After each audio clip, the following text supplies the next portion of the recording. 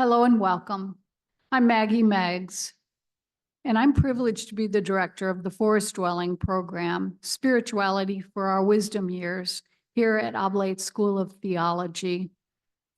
This is the last of our series, which touches on the journey we are invited to take as spiritual elders.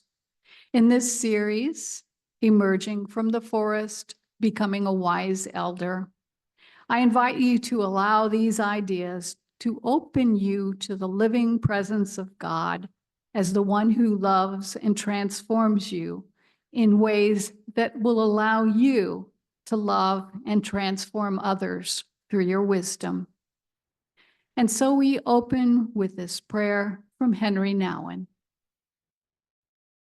O Lord, life passes by swiftly. Events that a few years ago kept me totally preoccupied have now become vague memories.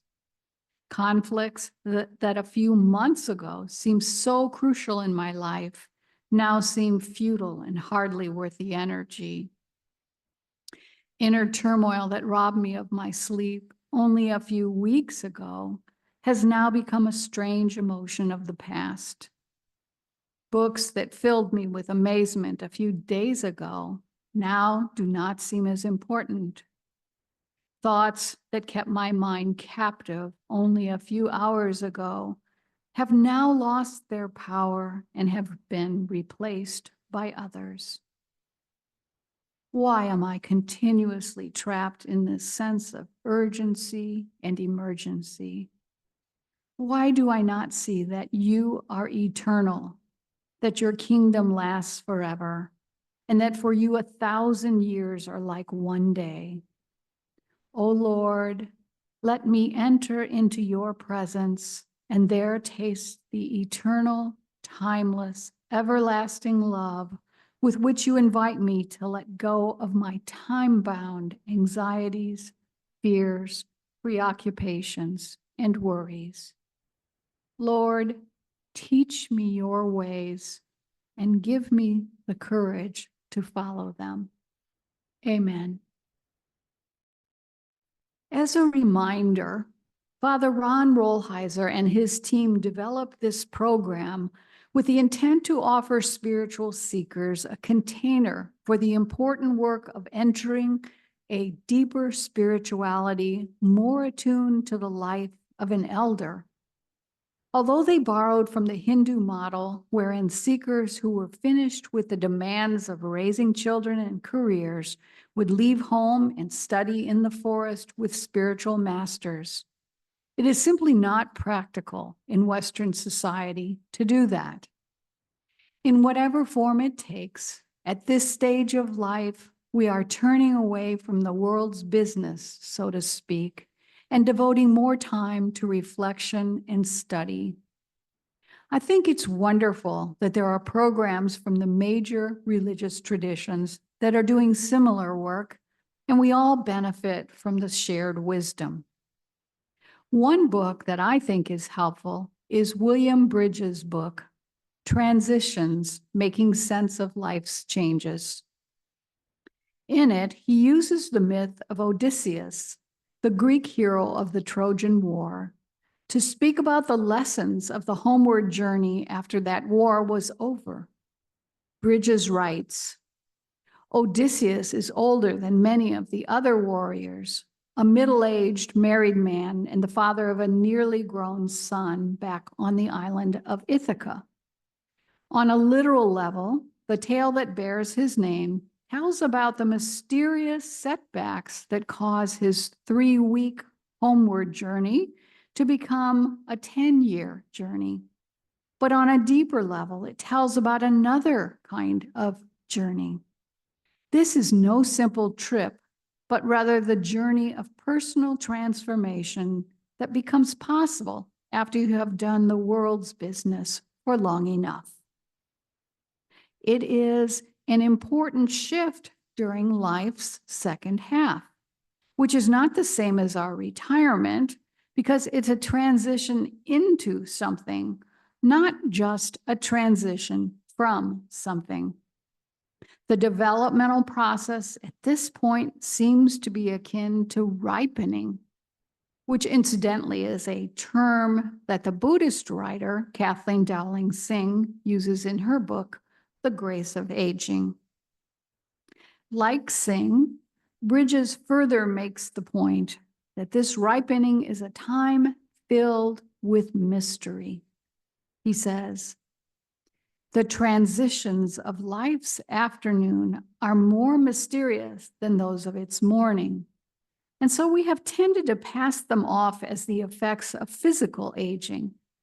But something deeper is going on, something as purposeful in its own way as the development of social roles and interpersonal relationships in life's first half. The loss of interest in the accomplishments that motivated your life's first half is matched by a growth of interest in psychological and spiritual matters. I first felt the stirrings of these feelings in my early 50s, and they have continued to intensify over these last years. So let's take a moment and reflect on what being an elder means. For this, I turn once again to the work of the Jungian analyst and author, Connie Zweig, who writes beautifully about being an elder in her book, The Inner Work of Age. Zweig writes, "Elder is a verb more than a noun, a dynamic process that reveals the ever-present but invisible urge toward more awareness or self-actualization in the human soul. Eldering is the same as evolving, a holy longing of the soul that, once recognized and directed, is purposeful and joyful. Eldering is an internal demand to honor the voice of the soul. Now this move from productivity to creativity, from strategizing to intuition, from pushing to flow, reflects the larger transition from role to soul.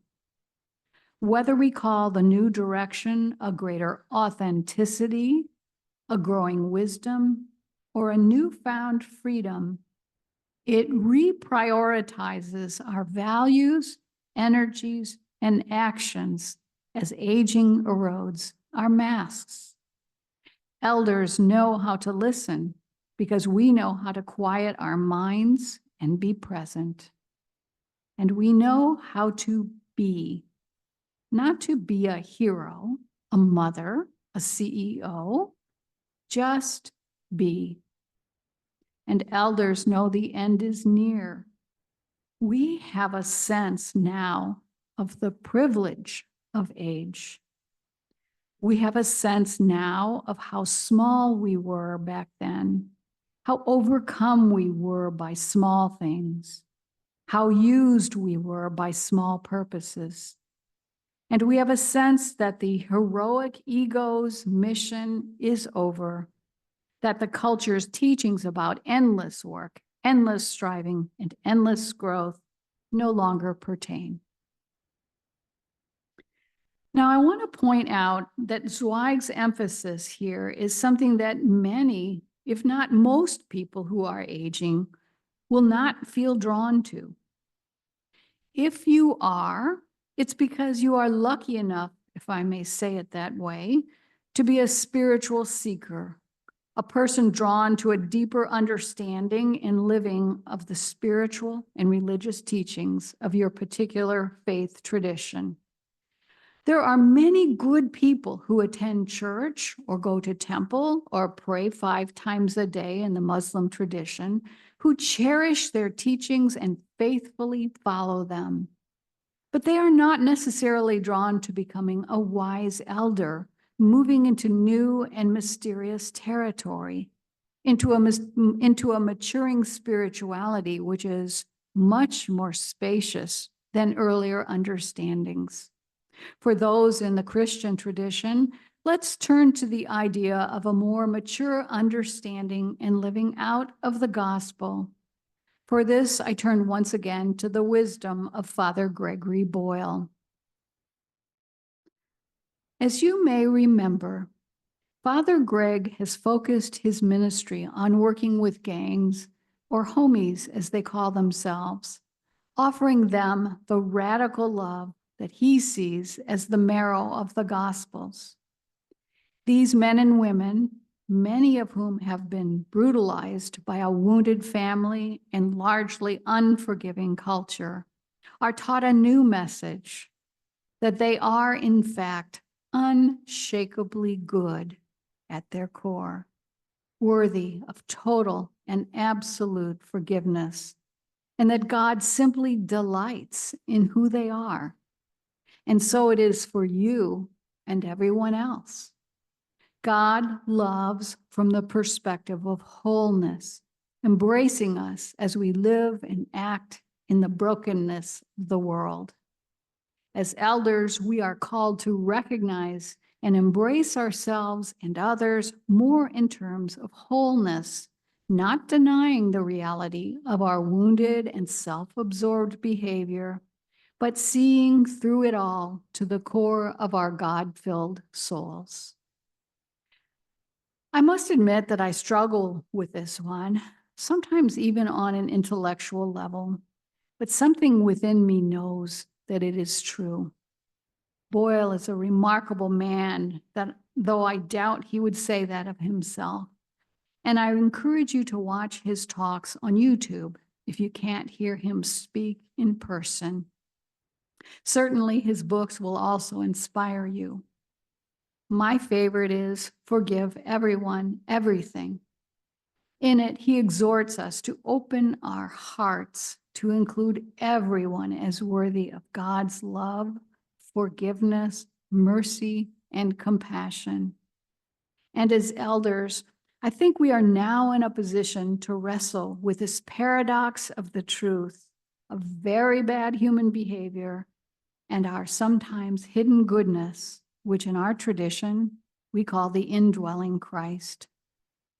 Boyle says it like this: beyond cure and healing, Jesus was always hopeful about widening the circle of compassion and dismantling the barriers that exclude. He stood with the sinner, the leper, and the ritually impure to usher in some new, remarkable inclusion, the very kinship of God. Living the gospel, then, is less about thinking outside the box than about choosing to live in this ever-widening circle of inclusion. I'm going to invite you now to pause the video and reflect on your reaction to this way of looking at the marrow of the Gospels. How has your understanding of inclusion changed over the years?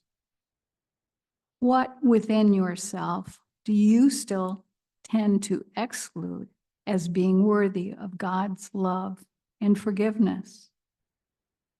Who do you struggle to include as the neighbor we are to love? Where do you struggle with the concept of being nonviolent within the context of thoughts, feelings, and behaviors? And how compassionate are you with yourself and others when they miss the mark? And what are the limits of kindness that you run up against? Now, once again, I urge you to reflect with absolute tenderness on these questions and know that very few of us are able to fully live out these gospel lessons. We definitely need people in our lives who continue to remind us of the inherent dignity and worth of each and every living person. And Ron Rolheiser is one who does that well. Father Ron writes, with just the right amount of realism, tempered by the spiritual graciousness, which encourages us to a more evolved understanding and behavior.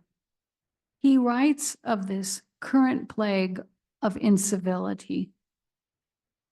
He says, no cause, societal or sacred, grants one an exemption from the rules of elementary human courtesy.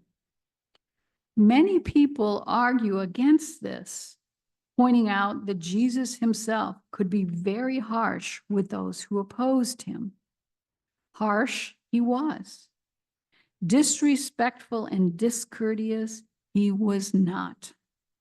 Moreover, underneath his challenge to those who opposed him, there was always the empathic, yearning love of a parent for an alienated child, not the ugliness you see today in our government circles, in social media, and in the stare you down hatred we often see between various ideological factions today.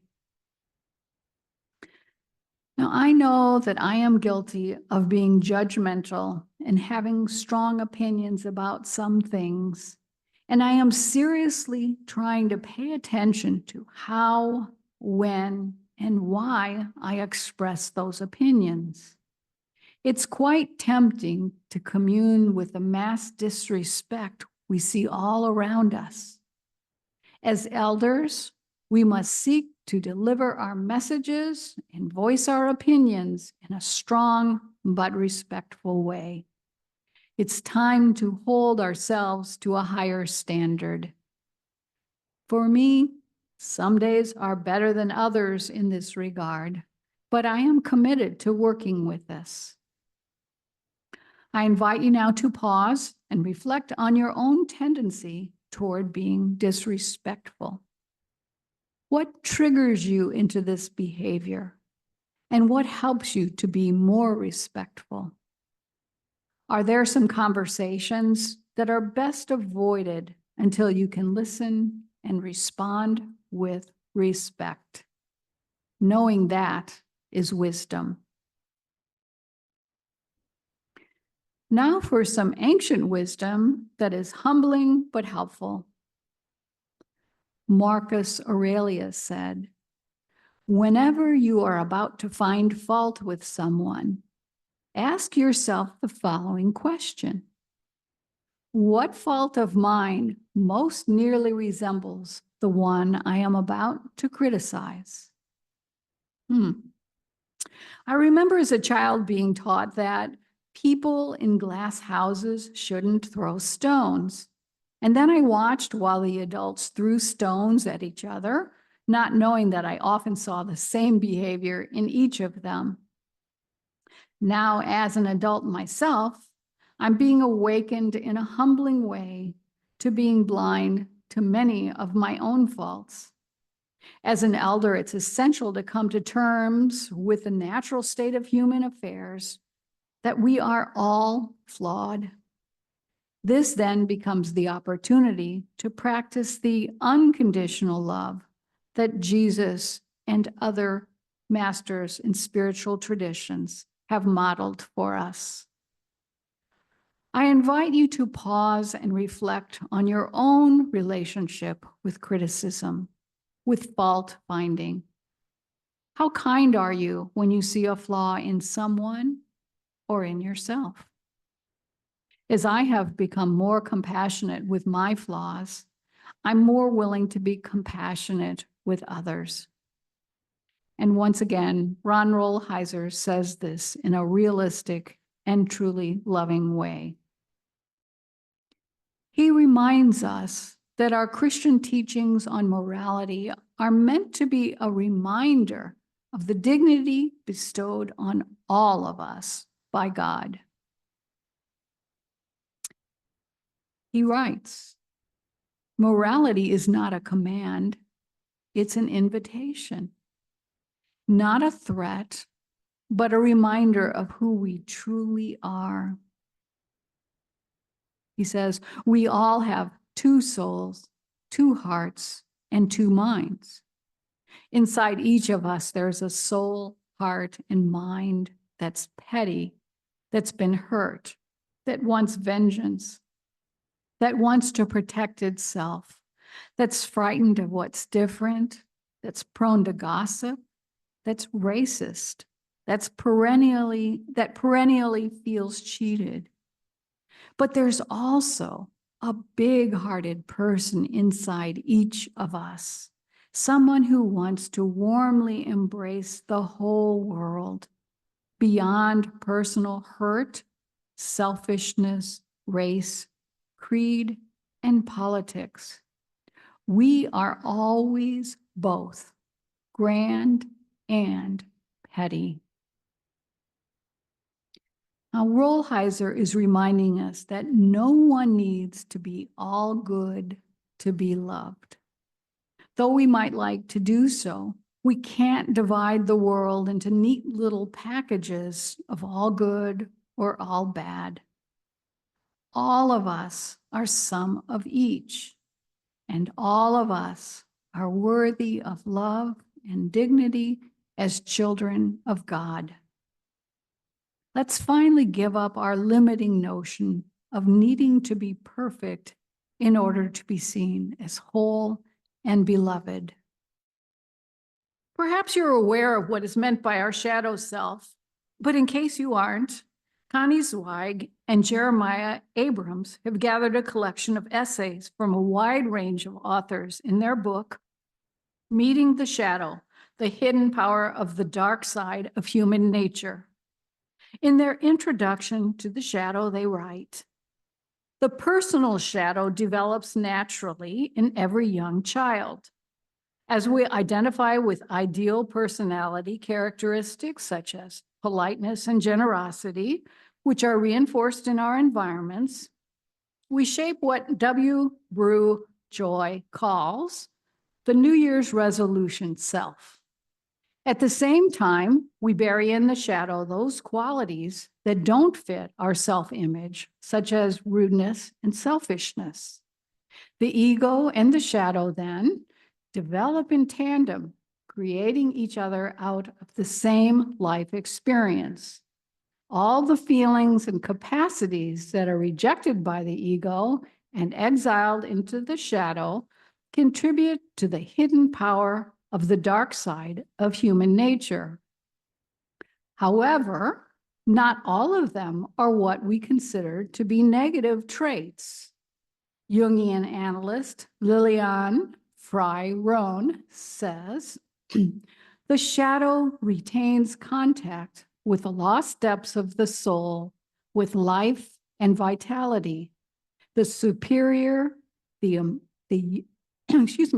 superior, the universally human, yes, even the creative can be sensed here. So getting to know all of ourselves, including the parts we prefer to deny, is an important piece of our quest for wholeness as elders. Richard Rohr calls this process shadow boxing. He writes, our shadow is often subconscious, hidden even from our own awareness. It takes effort and lifelong practice to look for, find, and embrace what we dismiss, deny, and disdain. After spending so much energy avoiding the very appearance of failure, it will take a major paradigm shift in consciousness to integrate our shadow in Western upwardly mobile cultures. Just know that it is the false self, the ego, that is sad and humbled by shadow work because its game is over. The true self, hidden with Christ in God, is incapable of being humiliated. It only grows from such supposedly humiliating insight. One of the great surprises on the human journey is that we come to full consciousness precisely by shadowboxing, facing our own contradictions and making friends with our own mistakes and failings. People who have had no inner struggles are invariably superficial and uninteresting. We tend to endure them more than appreciate them because they have little to communicate and show little curiosity. Shadow work is what I call falling upward. Lady Julian of Norwich put it best of all. First, there is the fall, and then we recover from the fall, and both are the mercy of God. God hid holiness quite well. The proud will never recognize it, and the humble will fall into it every day, not even realizing its holiness. I was surprised when I first heard Father Richard say, "It's good to have one humiliation every day." Now, that was so different than my efforts to avoid facing any humiliation. Now I'm learning the wisdom that the humiliation of seeing my shadow self more clearly is just a step away from knowing my true self. You may want to pause and reflect on these words of wisdom from Rohr. What is your reaction to his invitation to look for your blind spots, to use this as a road to holiness? Can you make a gentle commitment to open yourself to both the positive and negative qualities that are your wholeness? And will you allow your true self to shine brightly in those moments when your ego feels humiliated, rather than beating yourself up or heaping on more shame? Here's another example of what it means to have both a light side and a dark side, and the love that comes from owning it all. Ron Rolheiser says, "The world isn't divided up between big-hearted and small-minded people.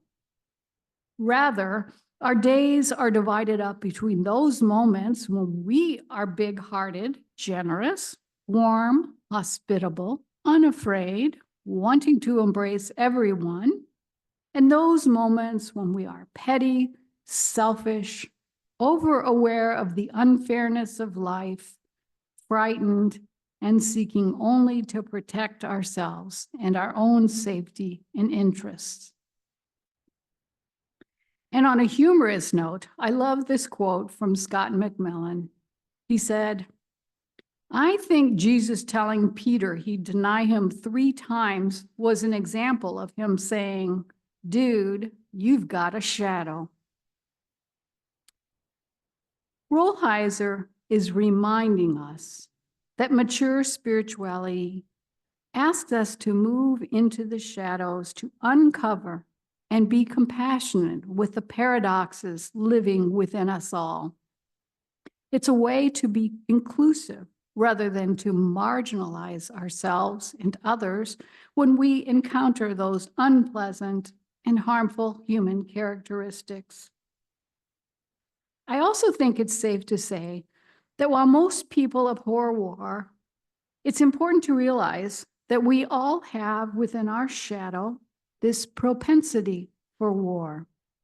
I like the following example from the spiritual teacher Deepak Chopra, which highlights one aspect of the collective shadow of humanity, the presence of human evil. Zweig and Abrams describe the collective shadow like this: while most individuals and groups live out the socially acceptable side of life, others seem to live out primarily the socially disowned parts.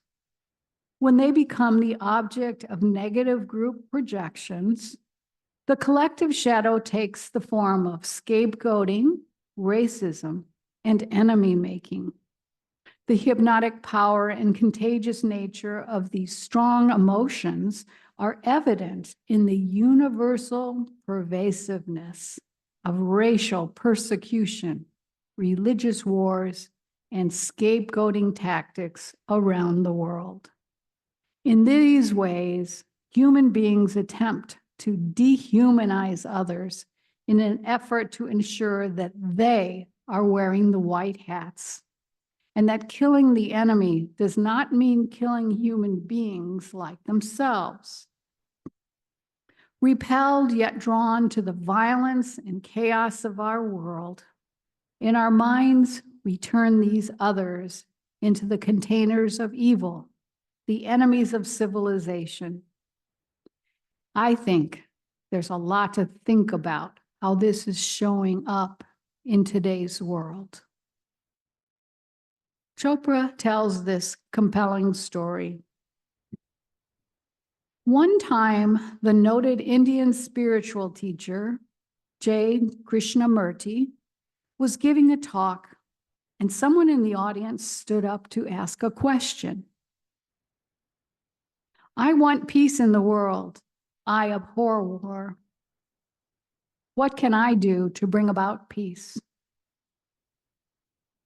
Stop being the cause of war, Krishnamurti replied. The questioner was taken aback. I am not in favor of war. I only want peace. Krishnamurti shook his head. Inside you is the cause of every war. It is your violence, hidden and denied, that leads to wars of every kind, whether it is the war inside your home, against others in society, or between nations. Before the concept of the shadow emerged, such a statement sounded mystical. But once you see that you are participating in a shared self, you can also see that every impulse of anger, fear, resentment, and aggression leads directly from you to the collective unconscious and back again. So this is not to say that there is no time for war, but it bears noticing how much warring goes on inside of you. And it's definitely uncomfortable to own our own participation in the feelings and injustices that lead us down that endless human road. The current wars in Ukraine and in the Middle East should make us uncomfortable and ask ourselves very hard questions, regardless of whether we judge them to be necessary wars or not.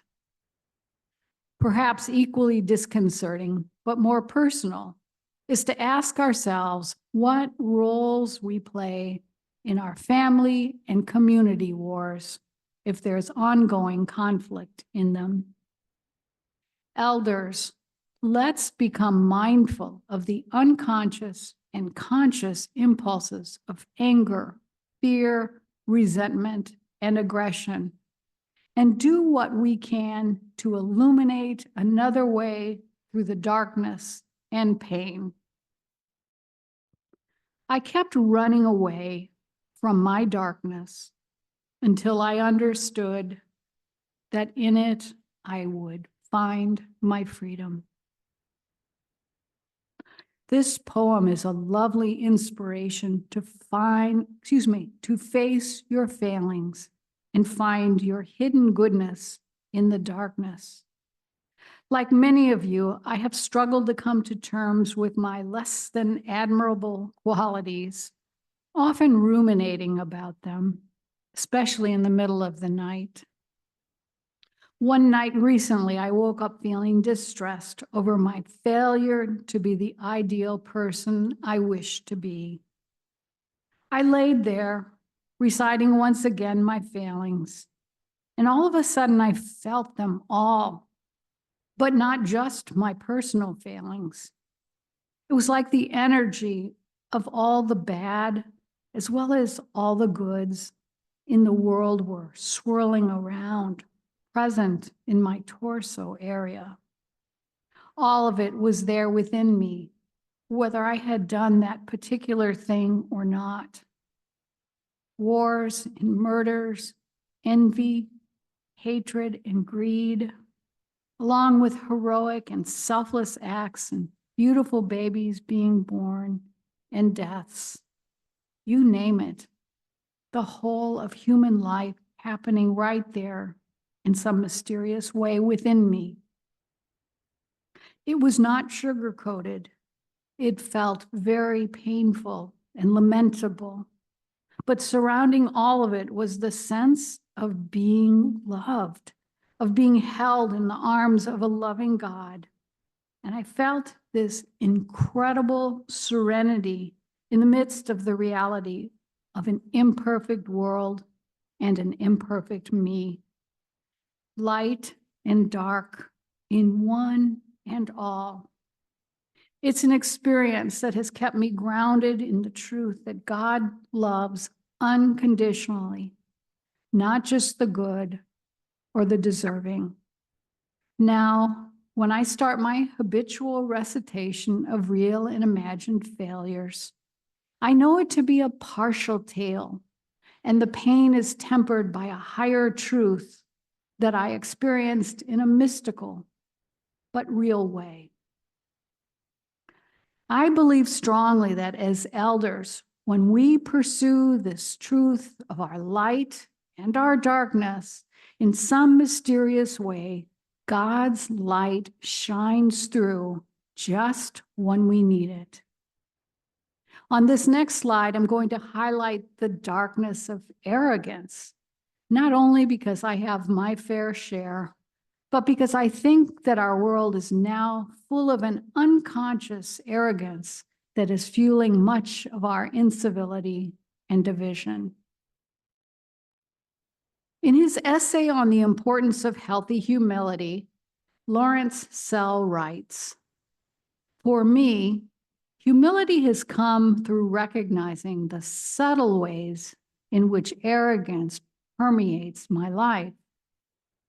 It is the arrogance of needing to be right, of projecting my worldview onto others, of all the judgments and predispositions that I carry within me all the time. It's a filter between myself and the experience of life as it actually is. How can I perceive the majesty of life when I am continuously projecting my beliefs on what I experience, my desires, my fears, and my assumptions obscure the actuality of what is there? They make it smaller. They make it something that fits into my conception and comfort zone."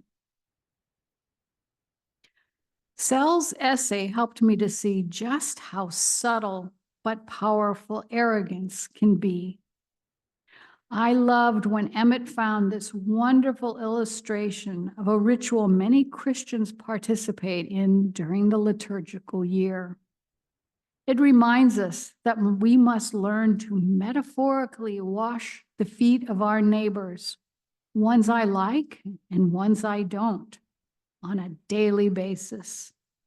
It doesn't necessarily mean agreeing with them, but it reminds us of the truth that we share the shadow of arrogance.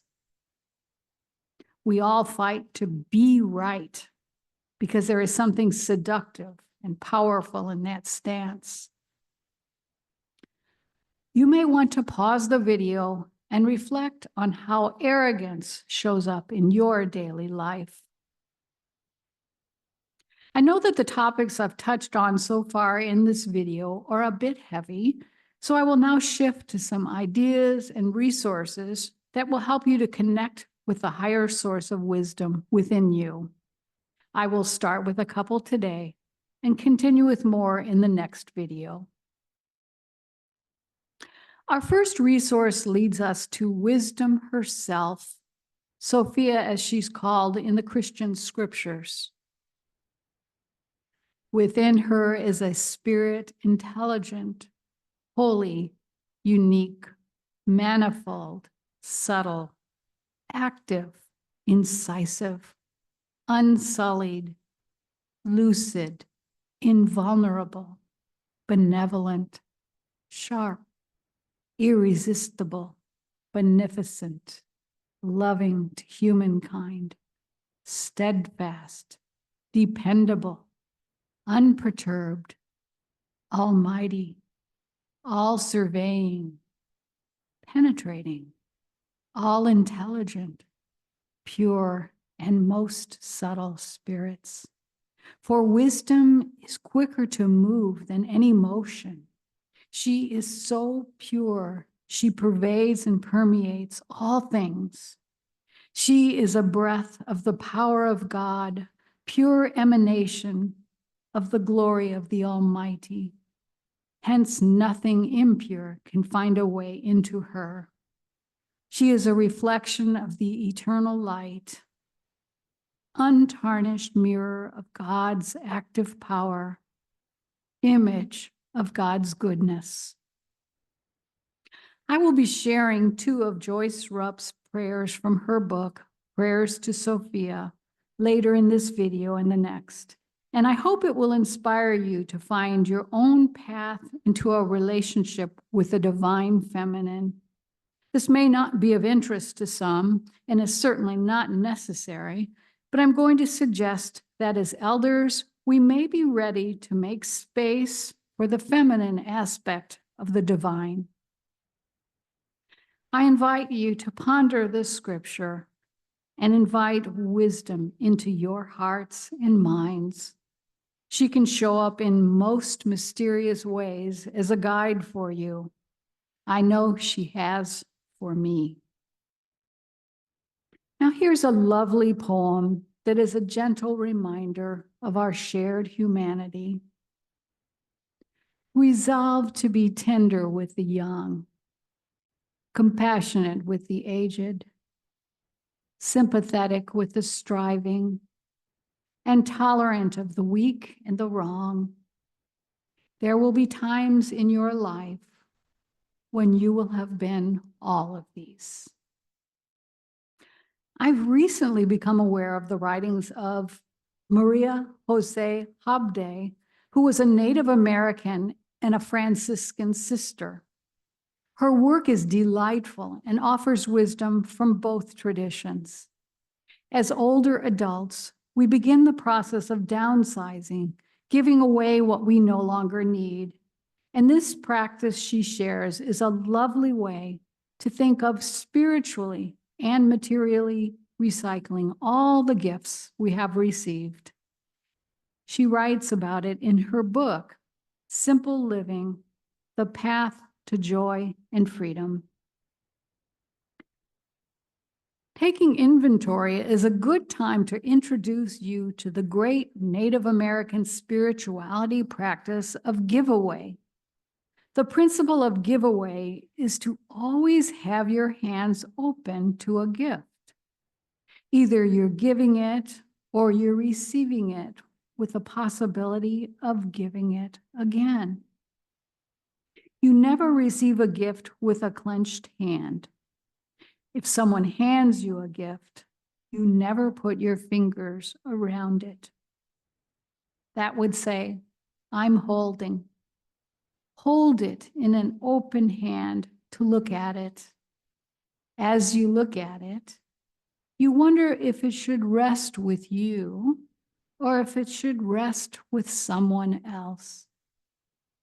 You have been listening and you know the needs of many. So that gift may come to you with the sure message that it is to be passed on. And that's spiritual understanding of recycling. I've included the next 3 slides, which can serve as images for Visio Divina. I think they speak to the journey of wise eldering. I made them during a collage session, and I think they are an artistic rendering of much of what we talk about in the spiritual journey of aging in the forest dwelling program. If you wish to do so, simply pause the video for each slide and spend time in contemplation with it. This first one is titled Inward.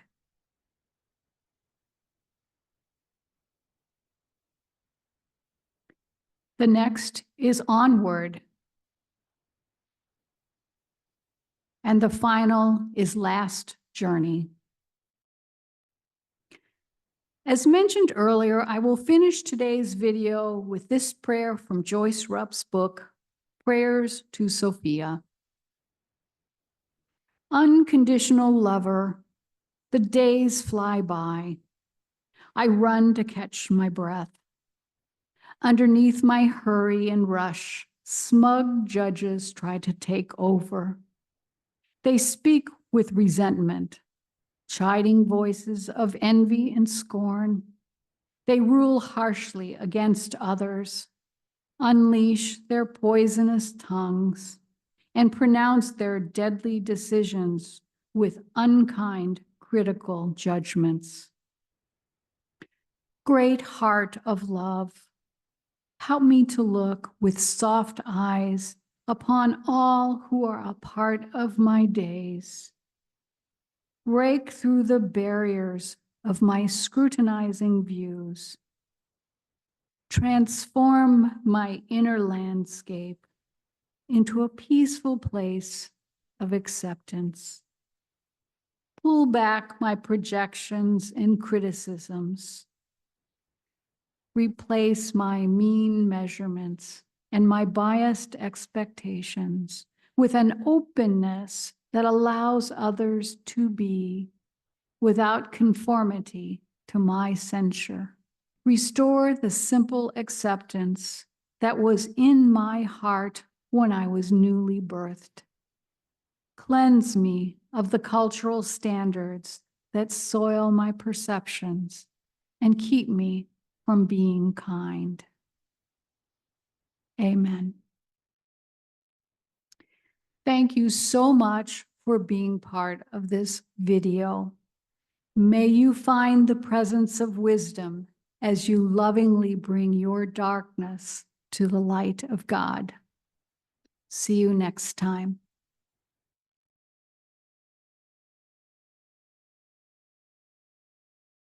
Hi, my name's Angela Hazerbrook and I'm from Adelaide, South Australia, in Australia.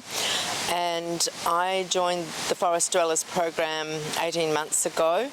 I found out about it by serendipitous chance, synchronicity of watching a program where Father Ron was speaking about another mystic, and the person running the program said, now don't forget to go and have a look at the OMI website, and particularly Father Ron's program, Forest Dwellers. So I did that, and just reading the words of it, about what it was about, it said to me, this is what you're looking for at this time of your life. This is what you're looking for. And so I got in contact. I was almost too late, but they allowed an extension for 2 weeks, so I was able to get referees and get in contact. I've done the intensives online, which for me has meant booking a hotel and going to that hotel in Adelaide and getting up at 11 a.m. or 12 midnight, depending on time, season, and tuning in and following everything online.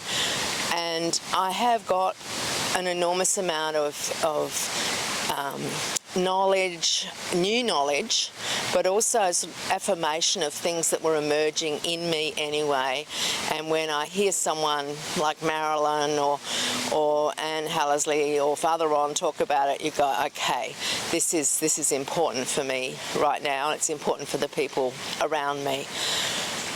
I'm lucky to be here in person this time, and it is wonderful to meet people, particularly the people in our elder circle. So for me, the monthly meeting with the elder circle and the 3 times a week when we're on our intensives has been one of the greatest parts of the whole program.